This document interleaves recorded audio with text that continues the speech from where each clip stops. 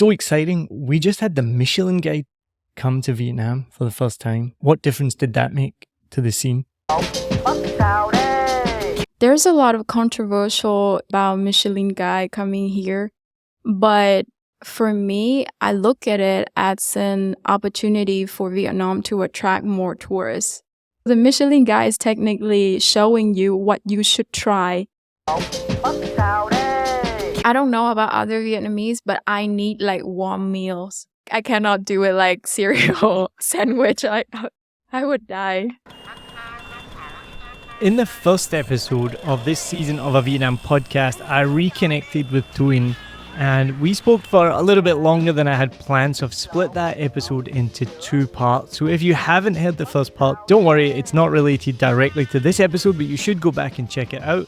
And in this episode, we talk more about fine dining in Vietnam and how the Michelin guide has visited here and what that has meant for the food scene in Vietnam and how Thuyen has adjusted to that. So enjoy part 2 of a Vietnam podcast with Thuyen Vo. Welcome to another episode of a Vietnam podcast. This is season 10, where I am interviewing past guests who have joined me throughout previous seasons. My name's Niall Mackay, and I first came to Vietnam in 2015 for a holiday. I went back to New Zealand where I lived at the time, and my wife and I just couldn't stop eating Vietnamese food, Vietnamese coffee, even ba ba ba. Which is one of the worst beers you can get. Fell in love with the place, decided to come back, came back for about 6 weeks, and 8 years later, we're still here. So there's something about Vietnam that keeps us here. My guest today was on season 6 back in 2021. She's been a host on the Best Ever Food Review Show, which is one of the biggest channels on YouTube. She has her own English and Vietnamese language centers. And she was on season 6 way back in 2021 when we were smack dab in the middle of a lockdown pandemic. We met online on Zoom and we've never met before until today. So my guest today is Thuyen Vo.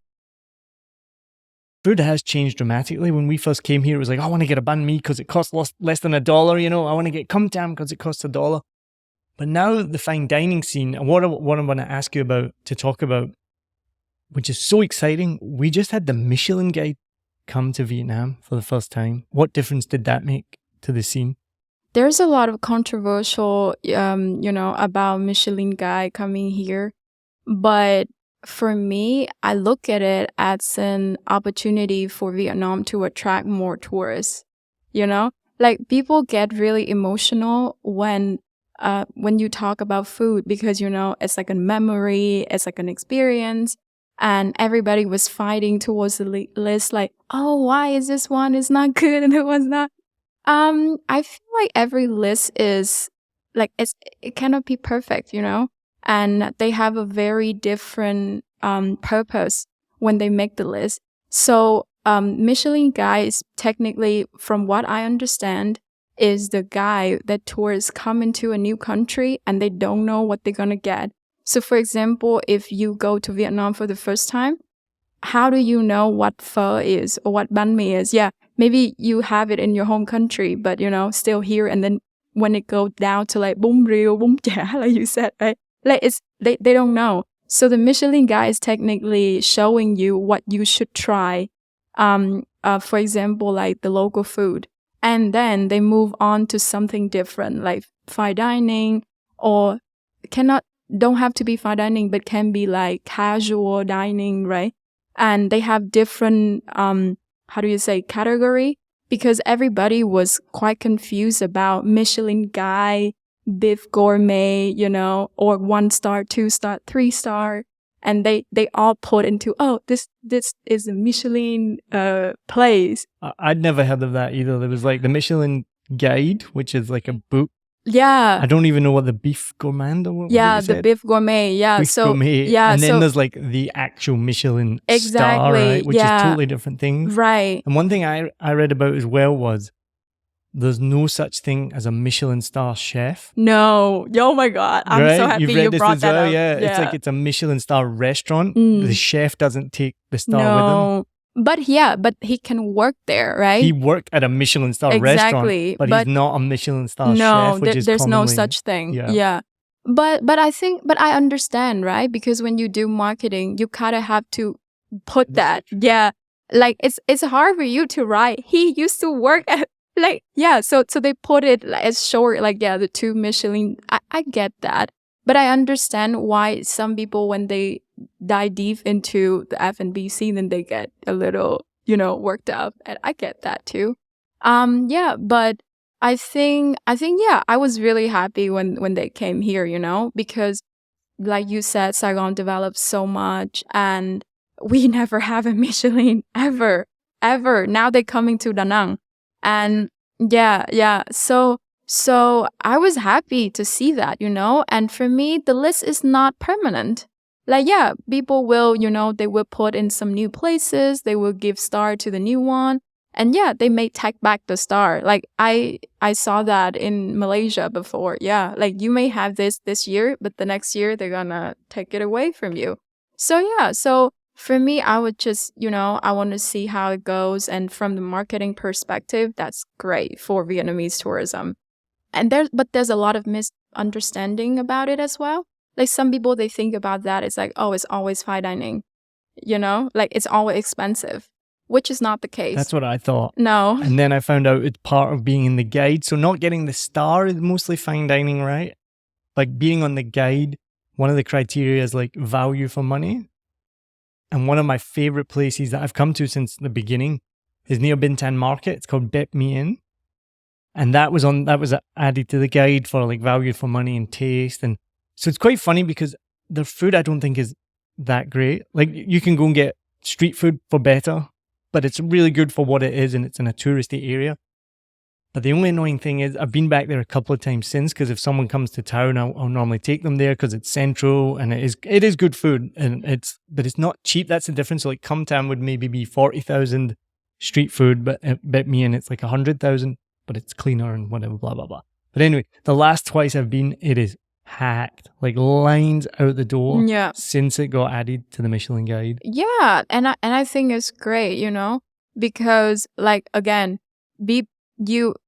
we live here and we think it's so easy to navigate the city, but it is not. Like I know where to get Come Tam. Why are you going there? Yeah, exactly. So for me, it's just like the list is not perfect, but I think it's great for tourists and for people who first come here.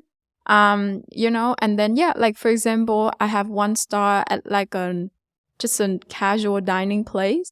But when you go to Bangkok, for example, I had a dinner at Element, 1 star in Bangkok, and it's fine dining. So it doesn't have to be. I think 1 star doesn't have to be, but from 2 and 3, it's getting pricier, and the experience also elevated. But I think for me, I also followed it when I travel.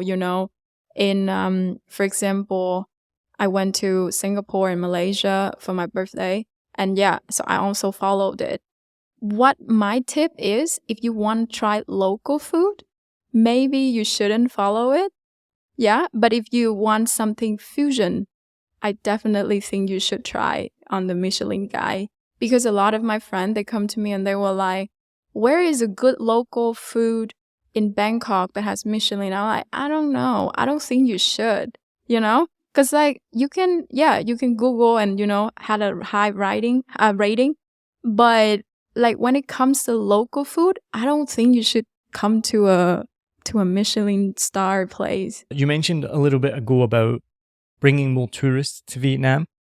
What I think something like the Michelin guide coming and the increase in the quality of the restaurants is it brings, and this might sound bad, but a better class of tourists, because I know from reading things that Vietnam is well known for bringing tourists. It's got like the lowest spend. I don't know if you know this. Like tourists come to Vietnam and they don't spend much money, which you can see because obviously things are very cheap here, but they come and they don't spend much money.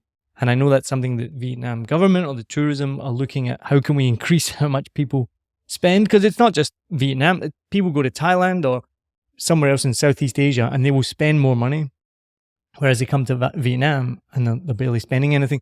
So with more restaurants of a higher quality, I think it's going to help attract people come to Vietnam. And that's going to take a long time because people come to Vietnam for the street food. Like you said, you go on YouTube, that's all you're going to find. That's all people think about. And it makes sense because food is absolutely delicious. But having more availability of nicer restaurants. And I went for I'm 41 now. When I went for my wife took me for my 40th.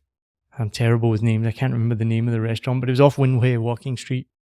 And it was just incredible, like a 7-course meal. I didn't even know it existed. And it's like, this is amazing. Monkey Gallery? I think it was Monkey Gallery. Yes. Yeah. Really nice Good place. one. Yeah. Yeah, I think so. I think it's a misconception as well, because like when I work in this industry, there's a lot of nice restaurants, like high end too.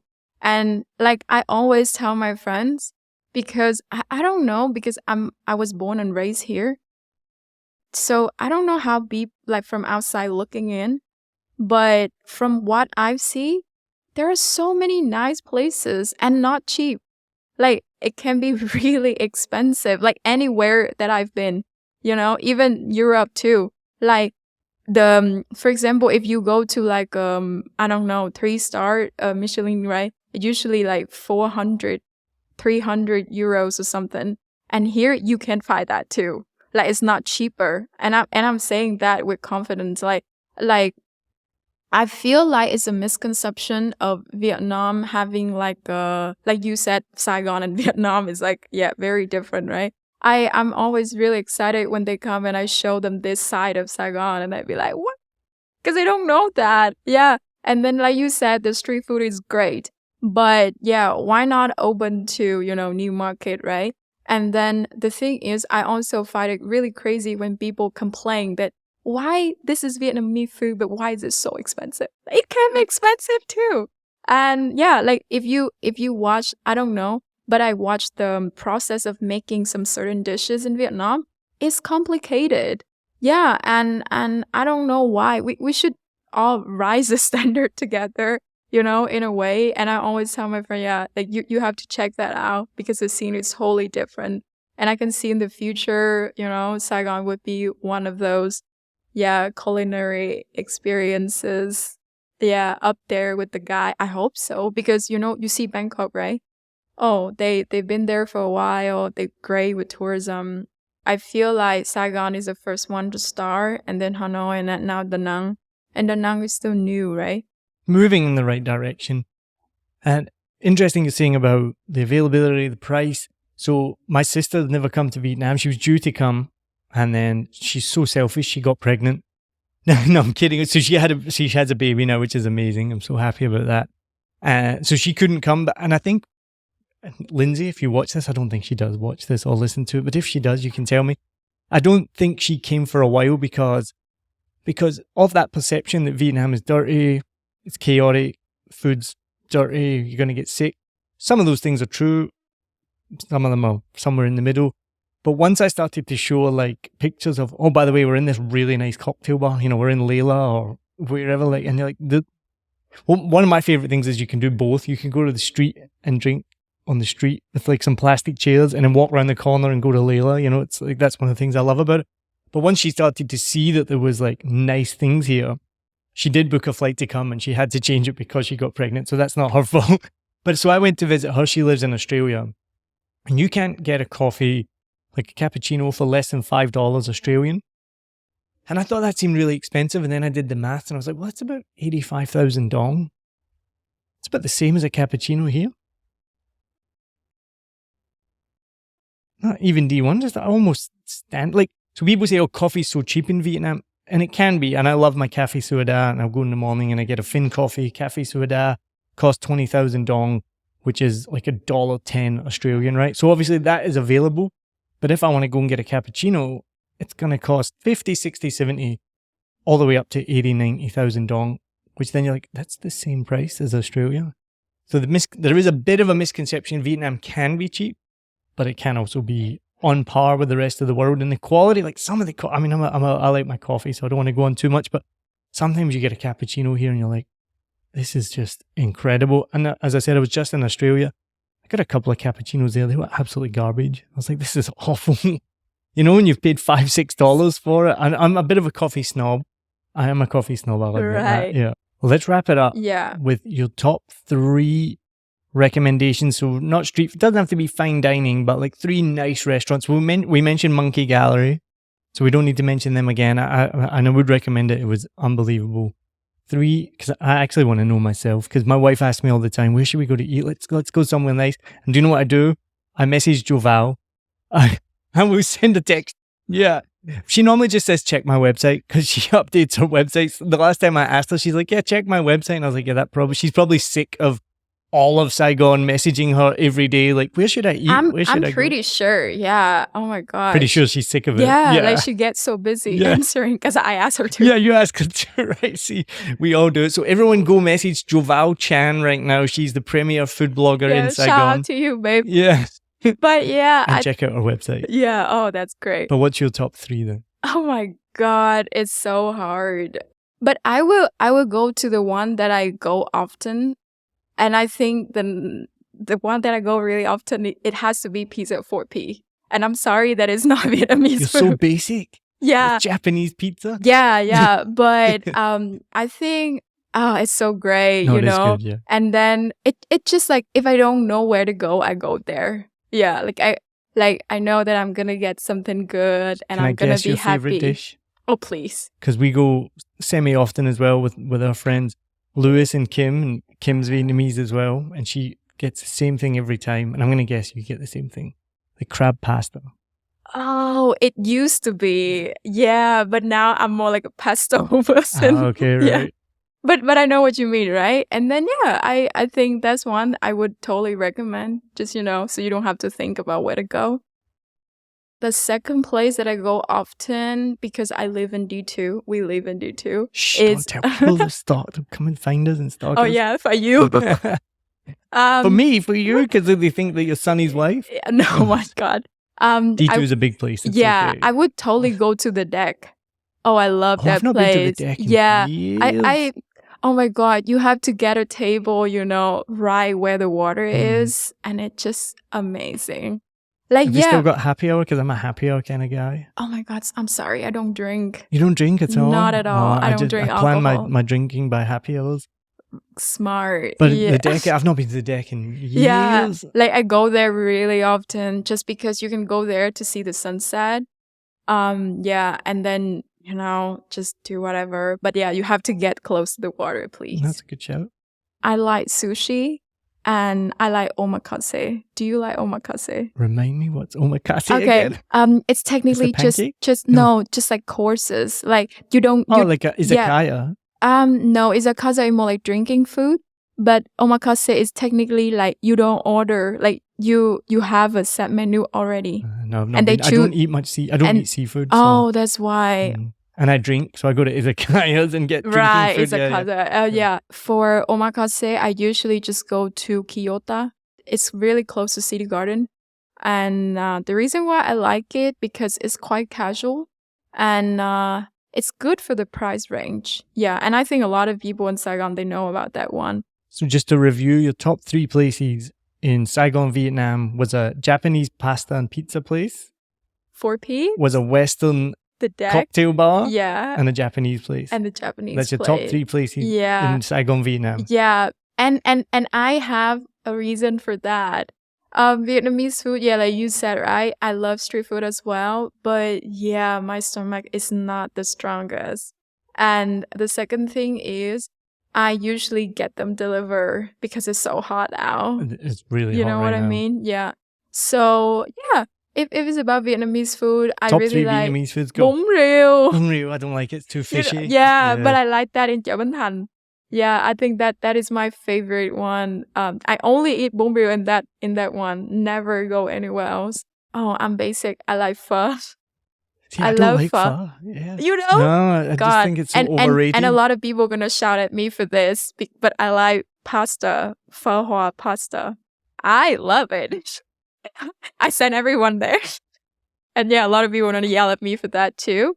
And I think the last one I have to say from my hometown. Yeah, so it's a bánh xèo, but it's not the one here. Small, yeah, like from the center version.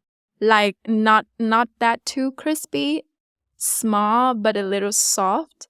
And oh my God, it's just great. so intrigued, by food just because it's very personal. Yeah, and I think you agree with me, right? That it's a very personal experience, and you will find your people who gonna share the same love for that place. Yeah, and it's a lot of memory, and an art itself. Yeah, like some people do it for 3 different generations. Yeah, so that's why I love food.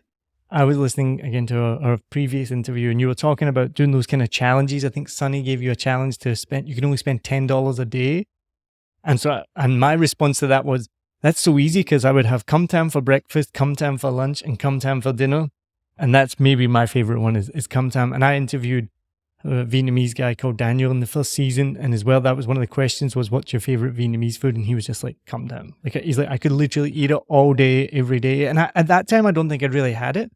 So I didn't really get it, and now I get it.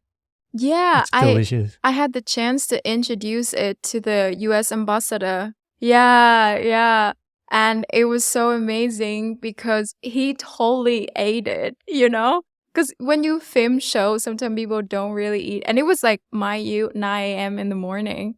And he went in with the fish sauce and everything, and with canh chua.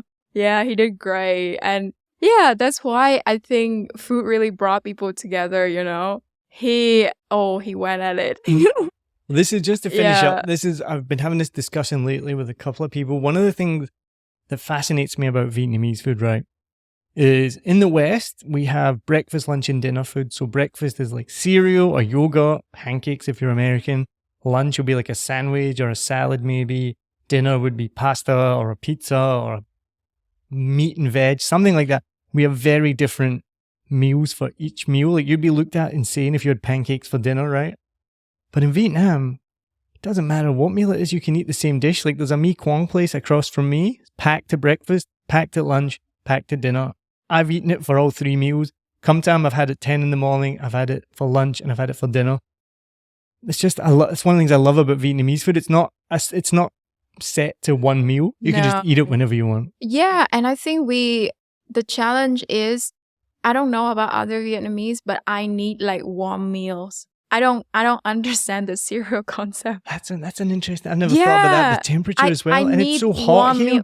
Exactly. People would eat it and sweat, and it's great. Like, nobody complains. It'll be 39 degrees, and I see somebody with like a steaming bowl of hot soup, and I'm like, yeah, why are you we doing do that, and we need that 3 meals a day. And yeah, some people will disagree, but I don't do. have cold food, don't we? I never thought about that. There's no cold dishes. No, like, for example, like banh mi, like, yeah, some people have it for breakfast because it's fast, but yeah, like I'm a soup person. So yeah, I like anything with broth. Yeah, it is, right? I don't know. But yeah, like I need warm meals all the time. And oh my God, it sounds like a lot of work. But yeah, I cannot do it like cereal sandwich. I would die. Yeah. Well, I'm hungry now. I know this often happens when a Vietnam podcast, we get talking about either food or beer, and I'm either ready for a beer or I'm ready for food. I'm hungry now. Thank you so much for coming on again. I can't believe it's been 3 years since we first talked. 3 years, I still never met you because you said you never leave your apartment. I don't go out of the house much these days either. It's really amazing to meet you in person. I appreciate you coming on the last time, pandemic times, doing it on Zoom. Obviously, I've actually watched you quite a lot on the Best of a Food Review show. I knew you weren't Sunny's wife. It wasn't me Googling that. That was really funny. I couldn't believe that when I saw that in my search. It's like, this is why people searching your website. And tell people now, where can they find you? Because you are a food influencer, a food and beverage KOL, which I had to Google that phrase recently as well. KOL? KOL, it's a key opinion leader. Yes. Which is basically a fancy term for an influencer, right? I think so. Marketing people were like, we can't call them influencers. We need a fancy acronym. So it's KOL. Key opinion leader. But where can people find you? Oh my God. Yeah. Labels. I love labels. But yeah, thank you so much for having me again. Like I told you before, when you were setting things up, that I don't really do a lot of interviews anymore. I don't go to events anymore because I've been dedicating my time to study. Yeah, I'm studying German as well, by the way. So you said that the last time 3 years ago? Yeah. And then now so you should be fluent by now. Oh, I hope so. I'm having a test coming. I'm so happy to see you in person. I think I do much better when I see you in person. I don't do well with pandemic.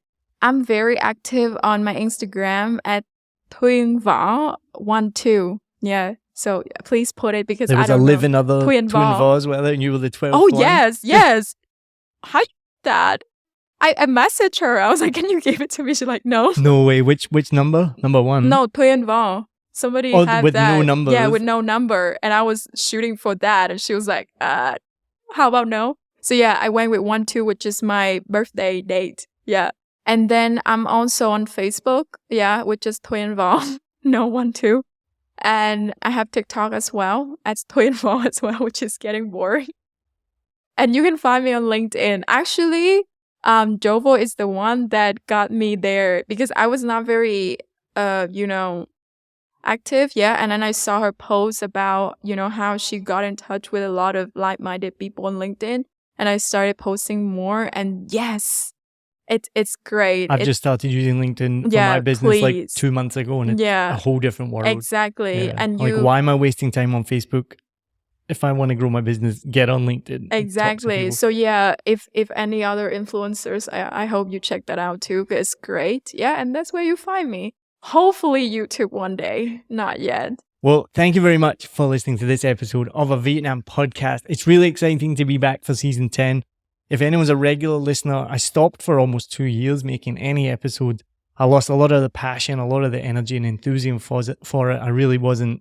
I stopped making because I wasn't enjoying it really. And I feel you. I've got the energy back and I'm really excited to talk to people and share episodes again. So thank you so much for listening. Thank you for coming on.